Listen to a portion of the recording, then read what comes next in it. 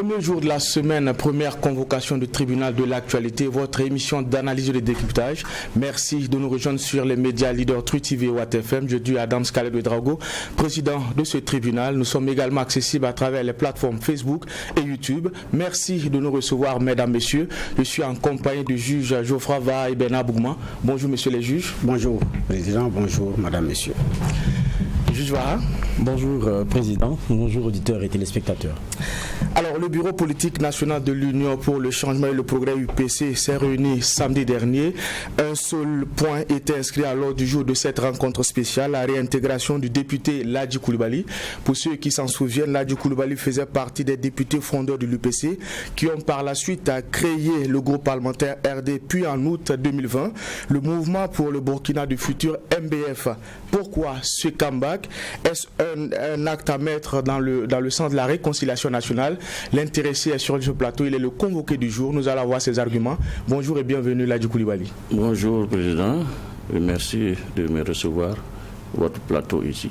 Alors, avant de revenir sur votre comeback au niveau de la tanière de l'UPC, nous allons ouvrir la première fenêtre de cette émission, les avant-propos.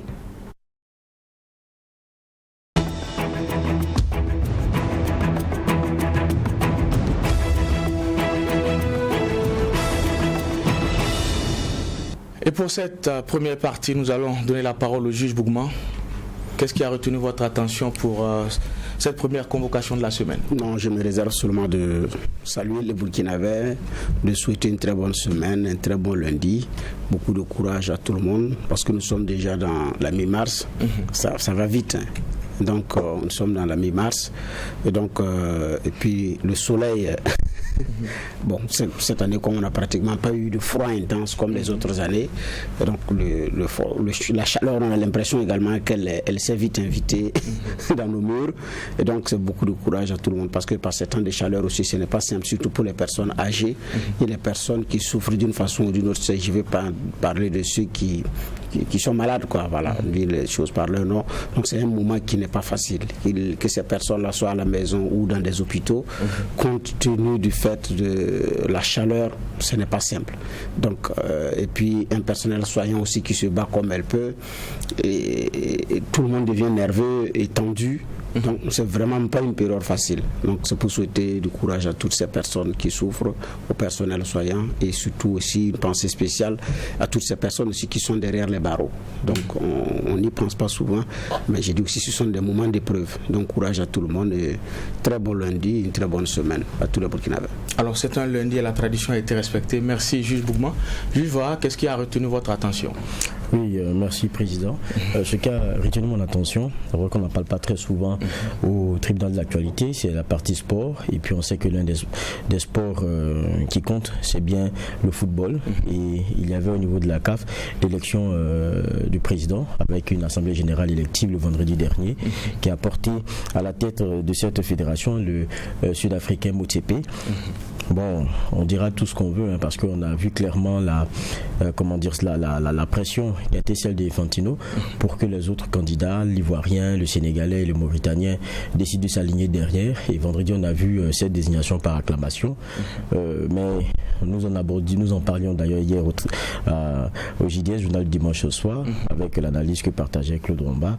Le vin, il est déjà tiré. C'est-à-dire que nous étions à un moment donné passifs lorsque Ayadou était mis de côté avec les pressions qu'on connaît. On a vu avec Ahmad, et il ne faudrait pas qu'on soit surpris que la pression et cette CAF qui fortement dépendait dans les décisions de ce que pensait la FIFA, que cela s'arrête. Et ça a continué. Aujourd'hui, c'est Motsepe, septième président de cette CAF-là. Il reste à espérer que son sens très affiné des affaires, parce que c'est un homme richissime, que cela puisse impacter sur la CAF, qui a fortement besoin de se réinventer parce qu'elle est vraiment à court de moyens. Et je pense que c'est aussi ce pourquoi le choix a été porté sur lui, parce que c'est quelqu'un qui connaît le monde des affaires, c'est quelqu'un qui réfléchit business. Donc on sait que le sport aujourd'hui c'est devenu aussi ça, mais la CAF n'a pas toujours suivi. Et on espère que sous l'ère Motsepe, on aura donc ce changement-là important. Donc pour moi, les débats, c'est fini. Motsepe, il est là, il est bien installé. Mais ce qui est aussi intéressant, c'est que ceux qui étaient ses challengers sont aujourd'hui dans son équipe. Mauritaniens, je disais sénégalais et ivoirien qui est conseiller. Les autres, c'est des vice-présidents. Donc il est très bien entouré. Il est très bien entouré. Donc il reste à espérer en tout cas qu'on aura, on aura une présidence qui sera fructueuse. Et puis on a retenu la leçon pour cette grande association-là qui nous prêchait de se démarquer de la politique et de ne pas voir le politique l'impacter. On a compris que ça c'est juste une œuvre de l'esprit, puisque c'est bien ce que Infantino a fait pour pouvoir maintenir Motsepe. Merci pour ces différentes clés de lecture. Merci juge Vaï, juge Bougma. Nous allons à présent nous attaquer au sujet qui a été enrôlé pour cette première convocation de la semaine. Et on le disait en début d'émission, Ladji Coulibaly, ancien député de l'UPC, et ses camarades de l'Union pour le progrès et le changement ont fumé le calumet de la paix. Cela s'est matérialisé samedi dernier autour d'une rencontre spéciale. Il est le convoqué de ce tribunal de l'actualité. Monsieur Coulibaly, bonjour et bienvenue. Bonjour Président, merci. Alors nous allons commencer par des questions de généralité pour permettre aux téléspectateurs d'être sur la même longueur d'onde. Alors vous étiez au cœur de l'affaire Tranquilos, cette vidéo qui a fait le tour de la toile. L'affaire a même fait l'objet d'une plainte qui a été ensuite retirée par le ministre Zéphirin Diabré dans le sens de la réconciliation nationale. Finalement, avec le recul, comment vous vivez cette affaire-là, surtout que vous portez toujours le nom, on vous appelle le député Tranquilos? Merci. Avant de commencer, je vous remercie et je dis bonjour en tout cas à votre télévision, m'avoir accepté pour venir m'expliquer, pour venir donner plutôt des éclaircissements sur ce que beaucoup de gens s'interrogent là-dessus. D'accord. Et je remercie également et je salue les téléspectateurs ainsi que tous ceux qui sont aujourd'hui, en tout cas, dans une situation plus ou moins bonne, que Dieu fasse que nous puissions commencer une bonne semaine et un bon jour de lundi. Vous êtes également écouté à la radio Watt FM, donc les auditeurs vous écoutent également. Voilà pourquoi je tiens à saluer toutes ces personnes-là qui portent attention à l'actualité. Alors ceci étant, permettez-moi de vous dire que vous avez dit qu'on va commencer par justement l'événement qui a eu lieu chez moi. C'était en 2017. Alors, un samedi soir et le 7 octobre. J'ai encore en mémoire ces jours-là et c'est nécessaire pour ceux qui nous écoutent. Alors, effectivement, nous avons dit que quand vous êtes dans un regroupement, il arrive parfois qu'il y ait des incompréhensions.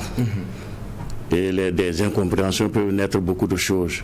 Et parfois, dans cette situation, vous cherchez chacun de son côté à avoir les solutions.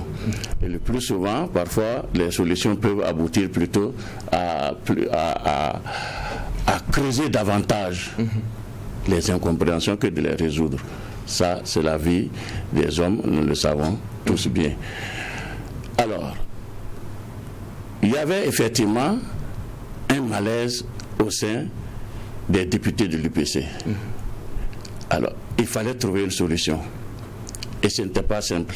Vous avez pu suivre comment les choses sont passées avec, justement, après le décès du premier président de l'Assemblée, Salif Gallo, et où, bon, le courrier confidentiel a dû aligner des noms.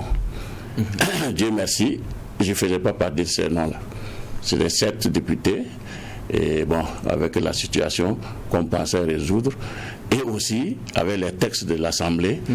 Alors, chacun a compris ça à sa façon, et nous sommes retrouvés, effectivement, dans le groupe que nous avons créé, le groupe UPC-RD. Voilà. Ça, c'est un groupe, mais qui n'est pas détaché du parti UPC. Et je l'ai dit dans l'interview, quelque part, que oui, le parti, pour moi, c'est une personne morale, mais qui fonctionne avec des personnes physiques. Et tant que cette personne morale n'est pas dans une dynamique où les personnes physiques se comprennent, il va de soi que, en tout cas, le parti va prendre un coup. Et c'est comme ça. Lorsque nous avons créé, nous avons donc adressé la lettre au président du parti, ce qui est normal. Et malheureusement, on pensait que à la création de ce parti, on allait plus ou moins essayer de trouver une solution pour le malaise qui sied seulement, je dis bien, moi, à ma connaissance, seulement au niveau des députés de l'UPC. On ne pensait pas que c'est un problème qui allait descendre jusqu'à la base, mais bien sûr par un canal que nous ne nous attendions pas, c'est-à-dire la tête du parti et ensuite les militants de base. Alors, nous qui sommes à Ouagadougou, et précisément ma personne, j'ai été visé. Et le samedi où il y a eu la cache chez moi, nous étions en réunion, bien sûr le groupe. Et lorsque je suis arrivé vers les 20h, chez moi, vous avez vu dans la vidéo, j'étais habillé dans FDF assez grand, avec mes portables dans les poches. Alors, ma femme a essayé de me toucher pour me dire de ne pas venir, parce qu'il y avait près de 40 personnes qui étaient à la maison pour faire la casse et réclamer le mandat. Je n'ai pas pu prendre, je n'ai pas entendu. Et quand j'arrivais juste, j'ai vu ma famille, mon épouse et puis mon neveu, juste au goudron, me dit non, ne rentre pas, continue, sinon ils vont venir, ils veulent me te tuer, ils veulent me te casser le véhicule. J'ai continué. J'ai un frère à côté, et pendant ce temps, j'ai appelé, puisqu'on avait toujours le leader, sinon le président, Simboro, je l'ai appelé. J'ai dit, je ne comprends pas, cette histoire-là prend une autre tournure. Ils sont venus plus de 40 personnes, c'est comme me dit, pour venir effectivement saccager chez moi. Effectivement, ils ont défoncé mon portail, ils ont cassé mes vitres. C'est là, Simboro a appelé mon autre, Simon Compaoré. En ce moment, ministre de la Sécurité. Ministre de la Sécurité. Et qui m'appelle. Lorsqu'il m'a appelé, je ne savais même pas, je n'avais pas son numéro. Il dit que c'est Simon. J'ai dit, c'est quel Simon? Que le ministre? J'ai dit, quel ministre? Vous voyez, il y a tellement de choses qui ça m'a surpris.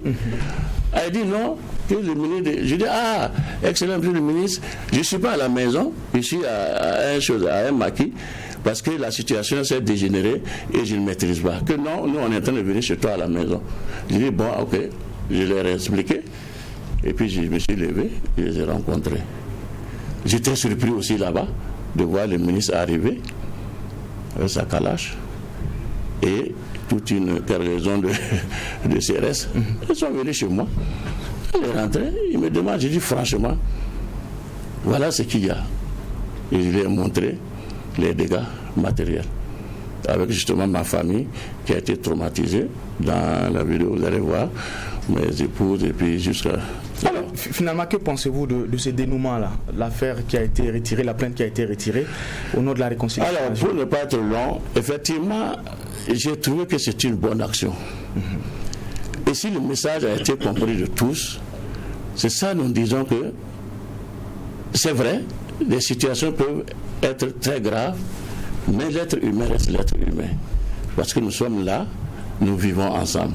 On peut se frapper, mais on peut toujours se réconcilier et avoir effectivement une certaine pensée qui montre qu'on doit construire parce qu'on veut le bien vivre. On veut en tout cas un environnement qui est agréable pour vivre. Donc si vous n'arrivez pas à revenir à ça, c'est très difficile. Et comme je l'ai dit parfois, chez nous en Yula, on dit viens, on va s'asseoir, c'est-à-dire viens aussi, on va se quereller. Alors donc, en ce temps, je trouve que c'était une très bonne chose de part et d'autre. D'abord du côté du président qui avait déposé plainte et accepté aussi par celui-là qui a été attaqué. Donc pour bien citer, le président Zéphirin qui réfléchit, qui se trouvait blessé, voilà pourquoi il est parti au plan. il va dire oui.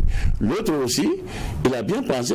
Il va dire non, laisse la chose courir. Sinon, moi, je ne suis pas d'accord. Mais comme ce n'est pas lui qui va décider de ce niveau, lui, il a accepté. Et donc, moi, je trouve que vraiment, c'est une très bonne chose. C'est là que ça devrait même commencer. D'accord. Merci, M. Koulibaly. Monsieur le juge, nous sommes dans les questions de généralité.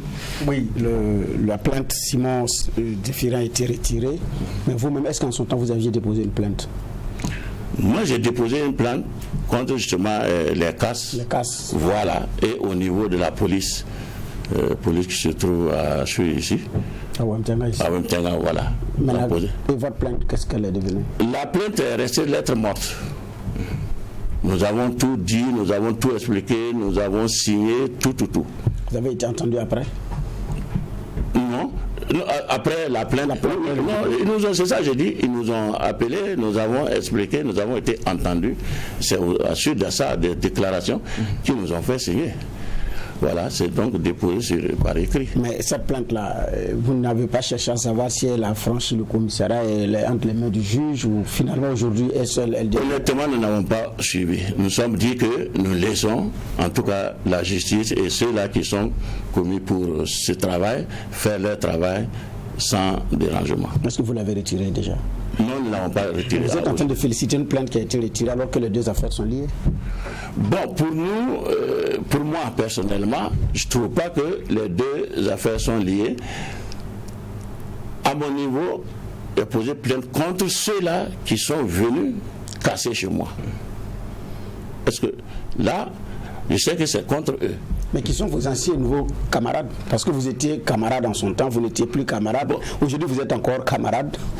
Oui, je peux dire sont mes amis, mais je ne les ai pas vus. Mais si je les avais vus, j'allais donner des précisions et j'allais peut-être pouvoir me les filmer. Mais je ne les ai pas vus, je n'étais pas là.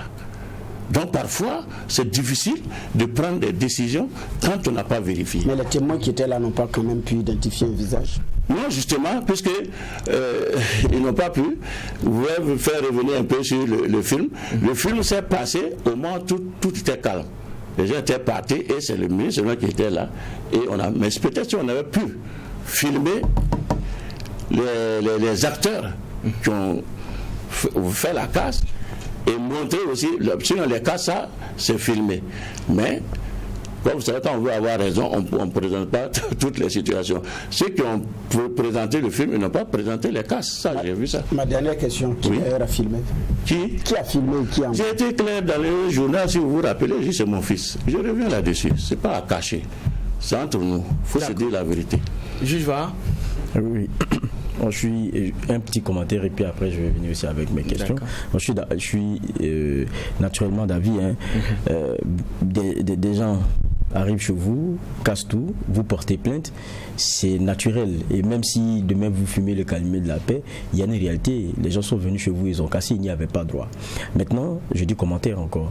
Quand on regarde pour l'autre plainte, Zéphirin Diabré et ce Simon Compaoré, moi j'ai dit c'est bien que peut-être pour ce qui est du civil, pour donner comment dire cela, pour donner un peu la leçon que le ministre d'État ait fait ce pas-là, mais il y a lui-même qui le rappelait qu'il y a dans notre code pénal un article 537 qui pose problème. Donc quand on dit pénal, c'est-à-dire même si vous entendez au civil, le pénal peut continuer sur le chapitre du non-respect d'un certain nombre de textes. Et ça aussi, c'est de l'ordre de la leçon qu'on veut donner au respect de nos textes. Même si on s'entend, entre nous, il y a des pas que lorsque nous faisons demeurent et sur lesquels l'USON doit tirer responsabilité. Ceci dit, je reviens vers notre invité, vous racontez le déroulé de l'affaire, c'est vrai que ce n'est pas la partie enrôlée, mais en ce moment-là, vous dites vous appelez Siboro, il appelle directement le ministre Simon Compaoré, alors que, bon, quoi qu'on dise, même si vous étiez en rupture de banc, Zéphirin Diabré, puisqu'il s'agit de militants à la base de l'UPC, aurait pu permettre de décrisper un peu la situation. Vous n'aviez pas tenté de ce côté-là? Je n'ai pas bien compris. Je dis, en son temps, puisqu'il s'agissait de militants de base qui seraient venus à votre domicile, vous n'avez pas eu, même si vous étiez en rupture de banc, pensez à ce que Zéphirin Diabré pourrait calmer la situation en parlant évidemment à ces messieurs qui étaient dehors. Mais c'était tellement, entre Zéphirin Diabré et vous, c'était vraiment tellement, le torchon avait tellement brûlé que c'était même plus possible. Non, parce qu'au moment où les choses sont passées, c'était quand même à un niveau où, ça je vous le dis clairement, je ne m'attendais pas. Parce que pour moi, ce n'était pas une situation qui devrait arriver à ce stade. Mais quand c'est arrivé, ouais, c'est parfois difficile. Moi, je ne pensais à personne. Je n'ai fait que prévenir ceux-là avec qui. Voilà. Sinon, je n'ai pensé à personne. Je n'ai pensé à aucune sécurité. Non. Pour que peut-être le lendemain, qu'on allait pouvoir. D'ailleurs, on avait prévu le lendemain faire une conférence de presse. Bon, pour moi, peut-être il fallait se calmer. Voilà pourquoi je me suis retiré. Je ne suis pas resté à la maison pour pouvoir justement demander. J'ai même été surpris de l'arrivée. Voilà, parce que l'autre l'a appelé, il ne m'a pas dit. Voilà, donc en ce temps, ce sera difficile. Bon, alors, côté Zéphirin, c'est vrai, lui aussi, il était réellement déboussolé. Je m'excuse du mot, il était vraiment abattu parce que, au commencement des choses, lorsqu'il a vu même mon nom sur la liste, il m'a appelé. J'étais déjà à Banfora. Il dit oui. Il m'a donné le nom de député et il y a ton nom. Est-ce bien ton nom? Il dit oui, président. Mais j'ai vu aussi qu'il y a une signature. Est-ce bien votre signature? Je dis oui, président. Mais tu dis tu es à Banfora. Comment tu as signé? J'ai signé juste et le lendemain je suis parti à Banfora. Alors, le président a accouché sans rien dire. Donc, dans telle situation, moi je devrais arriver pour qu'après, s'il n'y a pas de. En tout cas, s'il n'y avait pas ces éléments chauds, là, j'allais encore rappeler. Parce qu'il fallait que je sois là et peut-être l'appeler et voir s'il m'accepte, s'il veut me recevoir. Là, je passe et on allait essayer de trouver solution. Mais ça n'a pas été le cas.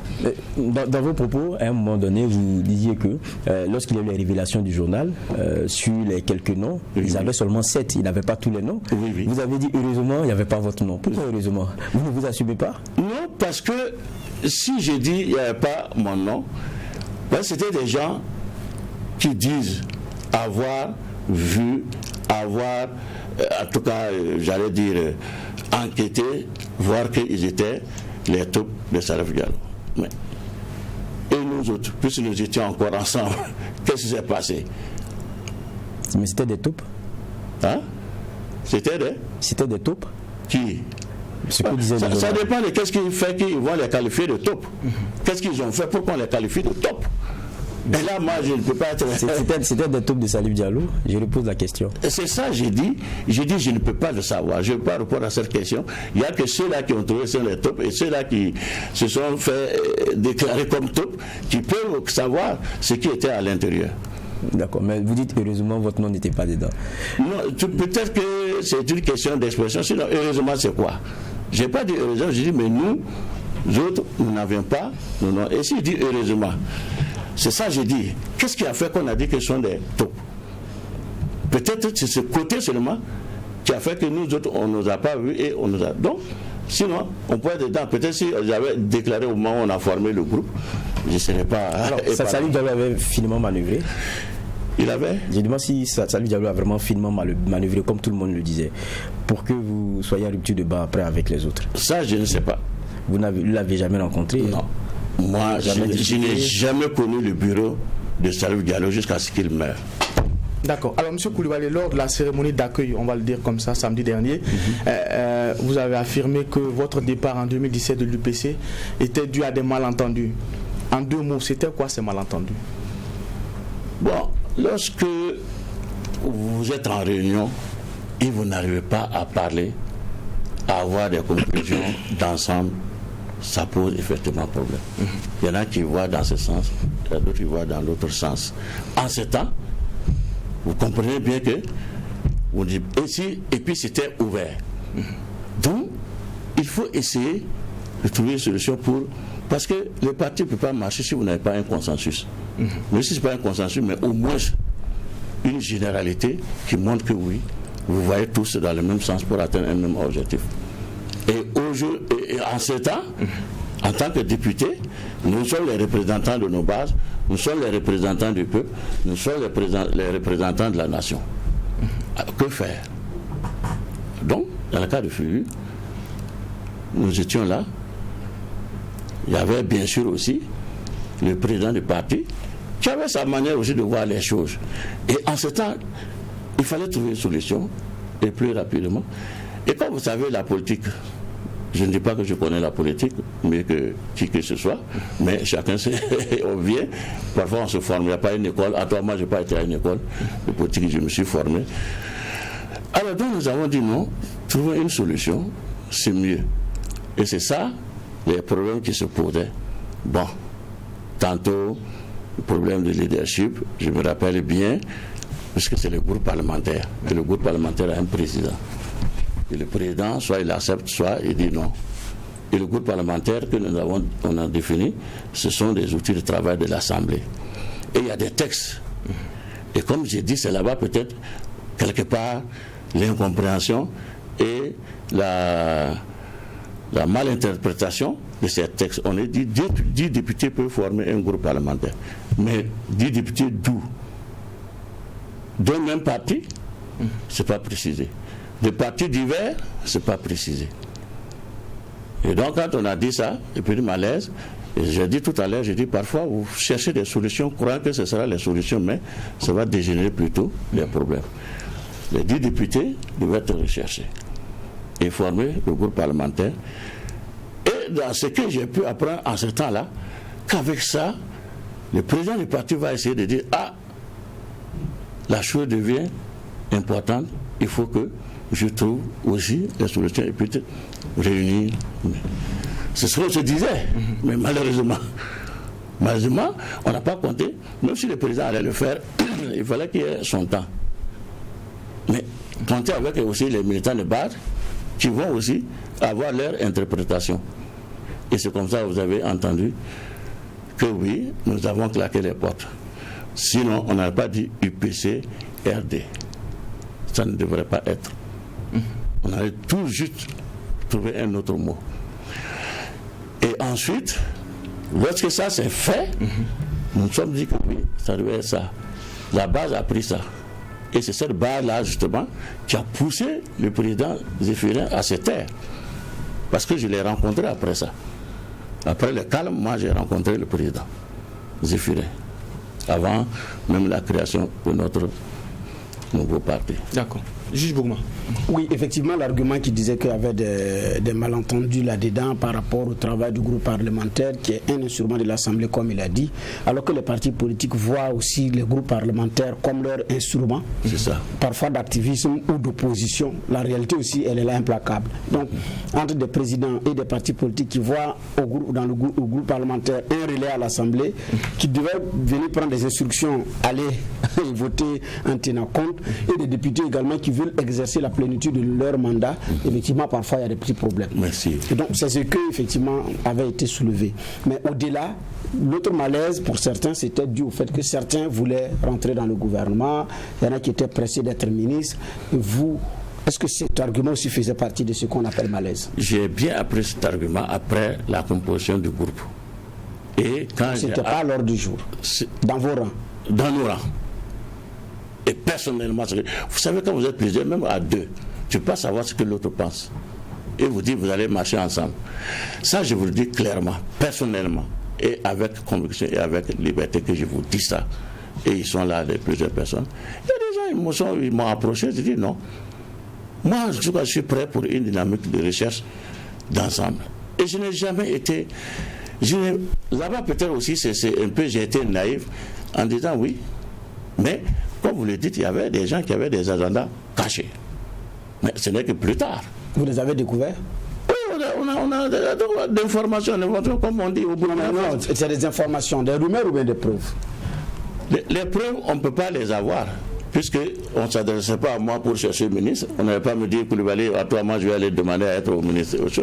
Mais moi, j'ai posé des questions. Ça, je ne vous le cache pas. Ce que j'ai vu, je suis parti là-bas. Bon, moi, j'ai appris que vous voulez être des ministres, quoi. Et que bon, mais moi, ça ne me dérange pas, puisque je veux qu'on soit ensemble. La réponse était quoi? C'est non. Tu vas oser dire que oui, c'est moi. Et qui peut-être qu'il pourrait savoir, pour ne pas dire celui, c'est bien le premier du Faso. Non, le président vous l'a dit. président du Faso. Mais tu vas oser aller demander à tel truc. Non, ça c'est pas possible. Donc vous avez entendu, mais pas avec des preuves. Non, je n'ai pas eu de preuves. Ça, en tout cas, je n'ai pas eu de preuves. D'accord. Après avoir claqué la porte de l'UPC, aux législatives passées, vous êtes allé à la conquête de l'électorat sous la bannière du MBF. Vous n'avez pas été élu. Est-ce que ce retour-là se veut quand même mea culpa et reconnaît que finalement Ladji Coulibaly, loin de l'UPC, est très faible?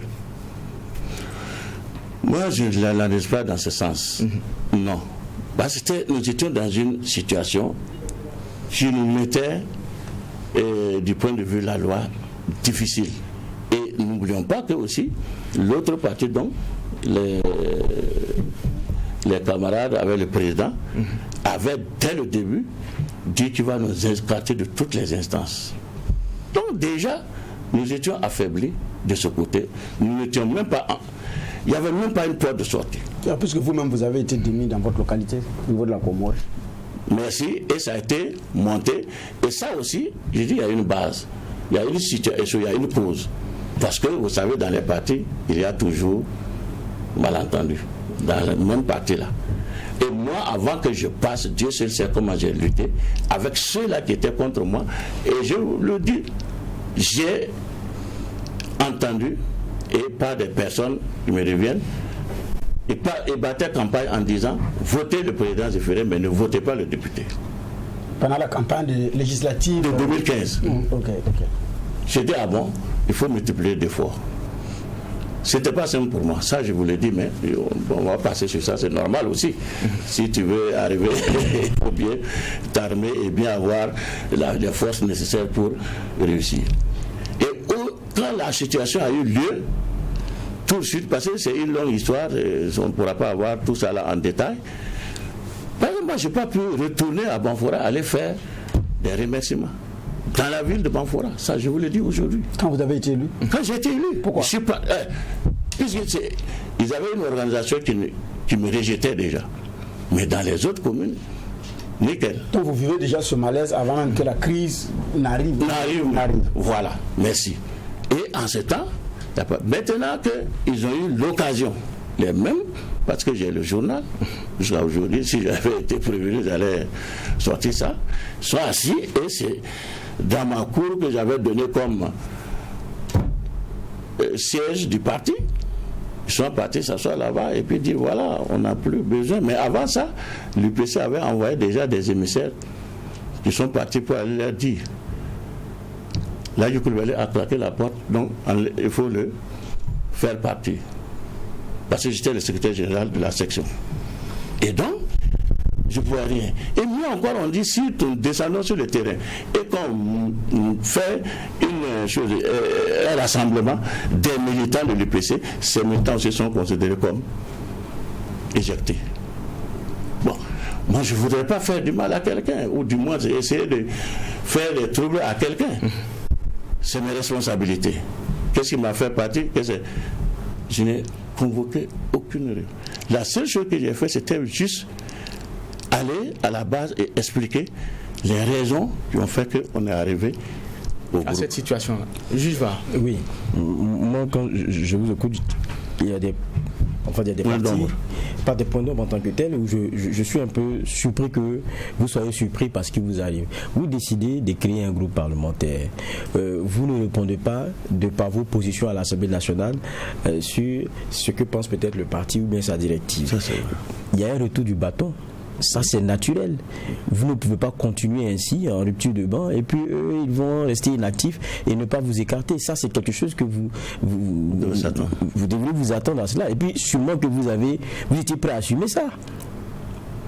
Oui.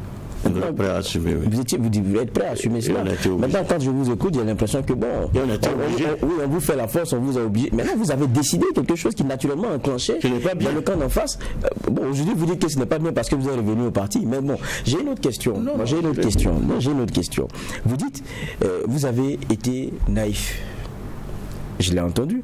Et deuxième élément, vous dites, parce que les gens avaient des agendas cachés.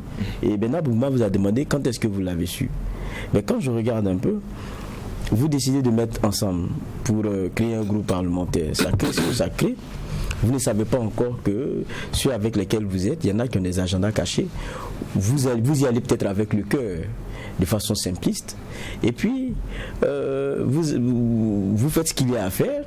On sait ce qui s'est passé, et bien vous continuez, parce qu'avec Simboro, il y a un parti qui est créé, vous candidatez, vous perdez, vous revenez, et aujourd'hui vous dites, j'ai été naïf, ceux avec lesquels j'ai été, ceux que j'ai suivis là, ils avaient des agendas cachés. Vous avez des agendas cachés, vous n'avez pas su jusqu'à ce que même vous soyez dans le parti, vous candidatiez, vous fassiez campagne, et c'est aujourd'hui vous voyez agenda caché, vous avez vu ça quand? Je peux répondre? C'est bien, allons-y alors. Voilà. Ce qu'on oublie, il y a ce que vous faites, il y a ce que la loi arrête. Sinon, déjà, je vais vous dire, nulle part de nous 13 personne n'a écrit que je démissionne de l'UPC. Déjà, ça c'est une situation qu'il faut voir. Ensuite, la loi qui venait maintenant, comme l'autre parti disait coûte que coûte, il faut démissionner officiellement. Et nous disons non, nous ne démissionnons pas, nous restons, raison pour laquelle on avait mis UPC RD, pour dire que nous restons dans le parti, coûte que coûte, vaille que vaille. Mais nous ne sommes pas les décideurs. Il y a les grands, il y a la tête du parti, mais qui décide autrement. Et même qui maintenant, je vous dis, c'est peut-être une question de stratégie que chacun jouait. Le parti refuse de nous, le mot qui me manque là, le parti refuse de nous chasser, si je peux dire comme ça. De vous exclure. De nous exclure. Et nous refusons de démissionner. Donc allez-y, vous posez la question là-bas. Sans politique, on peut voir ces choses. Voilà, merci. Vous voyez. Le parti n'est pas parti. Paris voilà. pas. Oui, il est parti, je l'exclus. Et jusqu'à ce moment, vous ne savez pas encore les agendas cachés. Allons. Non. Si dit les agendas, c'est à la création du groupe. Donc peut-être que vous n'êtes pas bien situé. À la création du groupe. C'est en ce temps-là. Mais au fur et à mesure qu'on avance, bien sûr, les choses vont se découvrir, ça va se dévoiler. Et c'est en ce temps, mais à un moment donné, tu ne peux plus. Tu ne peux plus faire quoi que ce soit parce que vous êtes là, tu as dit quoi? Et tu t'es engagé aussi, parce que c'est une question justement d'être, comme on dit, le vin est tiré, ben, il faut le boire. Oui, mais moi, je veux dire, vous pouvez revenir, comme vous l'avez fait aujourd'hui, vous êtes revenu à l'UPC, mais quand vous dites les autres avaient des agendas cachés, moi j'ai suivi, j'ai été un peu naïf, ça veut dire que vous nous donnez la posture de la probité, et des autres, vous faites de la diabolisation. Moi, c'est comme ça que je vois la chose. Mais je dis, c'est quand est-ce que vous avez su que les autres avaient des agendas cachés et donc forcément ils ne ramaient pas pour l'UPC ou bien pour changer les choses, mais plutôt pour les intérêts personnels. Je demande quand est-ce que vous l'avez su, parce que juste, vous dites que vous avez été naïf, on vous conduit, et jusqu'à ce que même vous alliez candidater pour la bannière d'un parti, ce que vous avez créé avec Simboro, pour les élections qui viennent juste de passer là. Donc ça veut dire que vous étiez encore avec eux et en odeur de sainteté. Donc jusqu'à là encore, vous ne saviez pas qu'il y avait un agenda caché. Ou bien c'est quand vous perdez les élections et tout. Pour moi, l'agenda caché ne peut pas tout de suite rompre les choses. Non. Peut-être c'est là que tu as vu que lui, il pensait comment. Et peut-être il pensait comment. Donc ça peut encore être une situation interne que vous pouvez, avec le temps, essayer de voir. Dans tous les cas, nous cherchons quoi? Si nous cherchons tous à bien construire, nous cherchons tous à bien voir les choses, même si tu as découvert ça, à quel moment? Et quelle était la position de l'autre en ce temps? Pour dire quoi? C'est ça. Et si j'ai dit que, j'ai dit, parce que parfois il y a des choses, il faut prendre le temps de voir avant d'agir. Mais parfois, bon, tu agis avec simple... Dernière question, oui. Franchement, est-ce que si Ladji Coulibaly avait été élu sous la bannière de l'UMBF, le mouvement pour le Burkina du futur, est-ce qu'il reviendrait nous parler ici d'agenda caché et qu'il avait été naïf et qu'il a suivi des gens? Et là, je serais condamné. Je ne pourrais plus. En ça, je ne pourrais plus. Puisque je suis passé, j'ai donc en ce temps un mandat aussi. Donc, qu'est-ce que je pourrais faire? Que je vois ça ou pas, je n'ai pas le choix. En ce temps, je ne pourrais plus. Je prends les gens de nos deux camarades. Et ils ne peuvent pas. Qui sont passés, ils ne peuvent pas. Donc, sinon, votre défaite vous a enlevé des chaînes. C'est ce que vous êtes en train de nous dire. On enlève des chaînes. Que ça vous a permis de revenir à l'UPC. Votre défaite vous a enlevé des chaînes. D'accord, on va permettre à Juge Bougma de réagir. Oui, moi je écoute très bien le député Lamidi Coulibaly, qui avait des problèmes avant la création du groupe parlementaire RD, dans son comment on appelle ça, au niveau de sa province d'origine. Il dit qu'il avait déjà des problèmes à l'intérieur, et lui, il n'a même pas pu aller dire merci parce que au niveau de la base, c'était difficile, les gens ne voulaient pas. Ensuite, ça c'est le premier niveau 2. Il y a l'opportunité qui lui a été offerte à travers RD. C'est sûr que monsieur se dit, voilà une opportunité qui va me permettre de me repositionner pour que ceux qui me bloquent la route maintenant, c'est fini entre nous parce que je vais maintenant me tailler une bonne place avec cette nouvelle option. Je pense, de mon point de vue, que c'est ce qui a plus ou moins motivé votre présence dans le groupe parlementaire UPC-RD. Puis si on vous entend parler, vous n'avez pas de problème avec quelqu'un. Quand les noms sont sortis dans les journaux, votre nom n'y était pas, c'est à la dernière minute vous avez rejoint. C'est sûr que les difficultés de terrain chez vous vous ont motivé. Mais la réalité aussi, c'est que vous êtes un homme politique. Et vous savez que le débat d'aller ou de ne pas aller à la majorité a été posé au niveau de l'UPC en 2015. Il y a même eu une séance de travail où ils ont voté. Et ceux qui voulaient aller à la majorité ont été battus selon les confidences au niveau du parti. Et donc l'affaire est réglée, c'est démocratique, on passe à autre chose. Et quand vous aviez rejoint le groupe parlementaire UPC-RD, cet argumentaire est ressorti.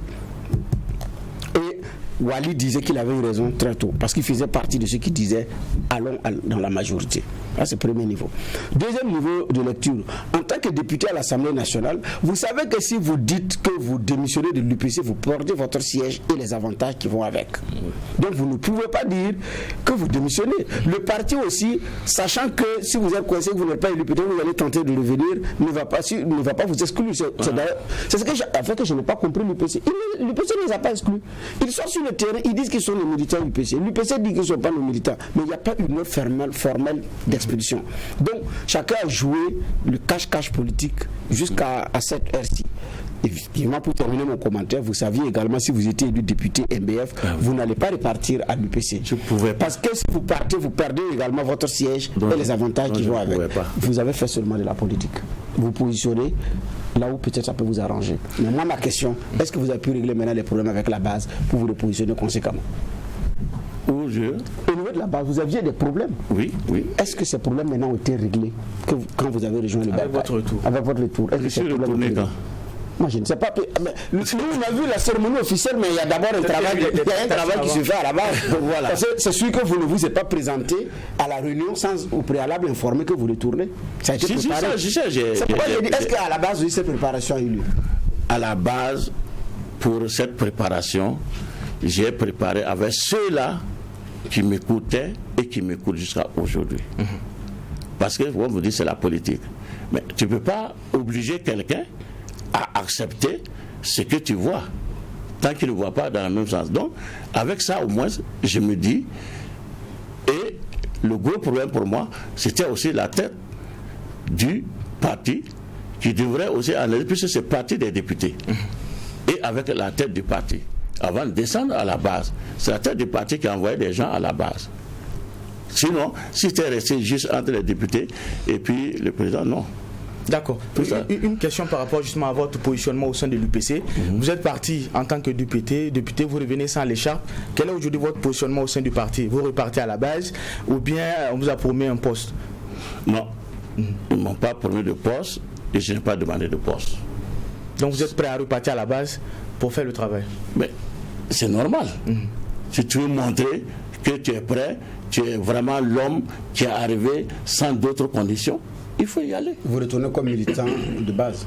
Comme militant de base. Mais bien sûr, et bien avant ça, vous faire ouvrir une fenêtre, bien avant ça, la tête est venue me trouver. Ils sont venus me voir. Ils disent, Honorable Coulibaly, compte tenu de la situation, nous voulons que tu reviennes à l'UPC pour que nous puissions... le parti aussi a fait le pas vers vous? Oui. Oui, parce que, comme vous avez dit, c'est la politique. Donc c'est on peut pas tout faire le parti, le premier pas alors. Non, ça c'était avant même la création et avant même. Je ne sais pas si entre-temps vous avez suivi qu'il y avait un BPN ou un de nos collègues, de nos camarades du groupe s'est présenté. Est-ce que vous avez eu cette information? Non, nous ne l'avons pas eu, on a besoin de détails. Alors, on devrait aller à 2. Au dernier moment, moi j'ai encore réfléchi. J'ai dit non. Je vais attendre un peu. Effectivement, quand il est parti, malheureusement, quand il est sorti, le parti a pris ça autrement. Puis c'était une question de rapport de force. C'était qui? Hervé Konaté. C'est pas caché dans les journaux si vous refaites un pourquoi lui n'a pas bougé jusqu'à présent? Il n'a pas bougé l'UPC jusqu'à présent. Non, aller assister à MBP, puisque nous disons que nous faisons partie du show. Ça ne veut pas dire que bon. Mais pour moi, en vérité, c'est pas que. Parce que la situation était telle que eux-mêmes, ils prenaient leurs précautions. Sinon, je ne vois pas qui de nous a quitté l'UPC et ne pouvait pas quitter l'UPC jusqu'à ce que les choses rentrent dans la justice pour demander les mandats, pour nous demander de quitter. Et tout ça, il y avait toute une panoplie de situations qui ne nous mettaient pas à l'aise, qui ne nous mettaient même pas un peu de temps pour pouvoir agir et peut-être trouver une union en son temps. Alors, monsieur Koulibaly, ça veut dire que vous êtes certainement, vous n'êtes pas la première et la dernière personne de votre groupe à repartir à l'UPC. Le prochain tour, là, c'est qui? Bon, là, je ne peux pas le savoir. Vous ne voulez pas dire, vous ne pouvez pas savoir. Non, je ne peux pas le savoir. Nous sommes au tribunal de l'actualité. Il y a un groupe qui va rejoindre bientôt. C'est qui? C'est ça, je dis. Je ne peux pas le savoir puisqu'il y a un travail qui est en train d'être fait d'abord. Mais vous avez une idée quand même des noms. Pour quelqu'un qui a eu le courage d'aller à un BPN, où vous devez même vous y être, parce que vous dites que Hervé Konaté et vous deviez y aller, finalement, à la dernière minute, vous n'êtes pas parti, mais Hervé est parti. C'est sûr que vous n'êtes pas les seuls à vouloir repartir. Vous êtes déjà fait, mais qui vous rejoint encore? C'est ça, j'ai dit, je ne peux pas le savoir, puisque je n'ai contacté personne avant de prendre votre décision. Avant de prendre ma décision. Là, c'est clair, ils sont là, personne ne dira que oui. Et quand vous avez fini, les autres qui sont toujours au MBF ont dit quoi? Hein? Ils ont dit quoi, ceux qui sont au MBF? Vos autres camarades qui sont restés, qui sont toujours au MBF? Moi, personnellement, ils ne m'ont rien dit. Vous n'avez pas échangé? C'est ce que j'ai dit. Je n'ai dit à personne ça. Ah, vous n'aurez pas dit que vous repartez? Non. D'accord. Même pas une seule personne. Monsieur Koulibaly, une précision. C'est vrai qu'aujourd'hui, vous mettez ce retour-là sur le compte de la réconciliation nationale. Est-ce que vous ne mettez pas de l'eau dans le moulin de ceux qui estiment que cette question de réconciliation nationale est finalement un arrangement entre acteurs politiques? Mettre l'eau dans le moulin pour dire c'est un arrangement. Ouais, de ceux qui estiment que la réconciliation nationale, finalement, c'est un arrangement entre acteurs politiques. D'abord, la plainte qui a été retirée par Zifrien Dabré, vous qui revenez à l'UPC au nom de la réconciliation nationale, on a comme l'impression que ce vocable réconciliation nationale résume un arrangement entre acteurs politiques. Et si c'est ça, je vais aller un peu. Mais vous savez, quand nous étions à l'Assemblée, qu'est-ce qu'il a dit? Il y avait même un groupe pour ça. Le groupe PGRN, paix, justice et réconciliation nationale. C'était un groupe formé de députés qui recherchaient quelque chose à travers la paix et à travers la réconciliation. Et ça a été dit. Et nous avons été aussi qu'aux élections de 2015, il y a bien des partis, ou en tout cas des ténors de certains partis qui n'ont pas été acceptés. Tout ça, c'est quoi? C'est-à-dire qu'il y avait un problème. Et ils réclamaient ça, que pour moi, ça qui est à la base de paix, justice et réconciliation nationale. Si nous avons tenu ça durant 5 ans, et c'était de plus en plus réclamé, pour moi, raison pour laquelle c'est le peuple. Il faut l'écouter. Le peuple a toujours raison. C'est ça qui a peut-être valu que le premier responsable du pays a dit que bon, d'accord, si vous êtes prêts pour qu'on fasse cette reconnaissance, mais ça ne s'arrête pas seulement qu'au niveau de la politique. D'aucuns disent même que s'il y a division, par exemple, à Maba, on dit si c'est la division, quels sont les politiques qui divisent la société. Donc, moi je me dis quelque part, il faut que Si c'est vrai, c'est les politiciens qui divisent, que les politiciens eux-mêmes montrent que oui, pas de blanche, nous ne vous divisons pas. Mais comment faire ça? Parce que moi-même, fois à ma base, j'ai dit, quand vous dites oui, c'est les politiciens. Et moi, je suis député UPC. L'autre est député MPP. Il vient, il vous dit des choses sur moi. Moi, je viens, je dis des choses sur lui. Mais si vous trouvez que non, nous devons nous unir pour travailler, et nous deux, on ne peut pas venir vous diviser, vous dites clairement les choses. Ensemble, lui et moi, on va se lever tête basse pour continuer. D'accord. Juge Vara, peut-être dernier mot avant qu'on ne referme les portes de cette émission. Oui, quand je regarde un peu, c'est en même temps aussi peut-être un genre de question. Quand on regarde au fond, est-ce que le passage de l'UPC à la majorité ne facilite pas en fait les choses? Puisque ceux qui sont partis parce qu'ils n'ont pas compris le choix de l'UPC de rester à l'opposition. Et ça, je pense que c'est resté dans la gorge de beaucoup qui, par vague, sont allés à la majorité. Vous étiez du MBF il n'y a même pas longtemps. Lequel MBF a soutenu la candidature de Roch à la dernière présidentielle.